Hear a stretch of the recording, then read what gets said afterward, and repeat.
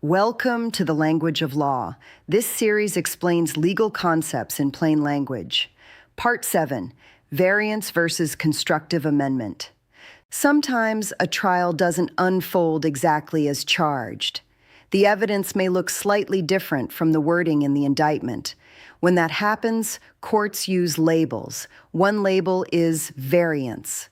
A variance means the proof at trial differed in some way from the indictment, but not in a way that changed the core accusation. In that situation, courts often ask, was the defendant prejudiced? Did the difference actually affect the defense? If the answer is no, the conviction usually stands. But there is another label. Constructive amendment. A constructive amendment occurs when the jury is allowed to convict on a broader basis than what the indictment actually charged. That is more serious, because now the accusation itself may have expanded. The defendant prepared for one charge.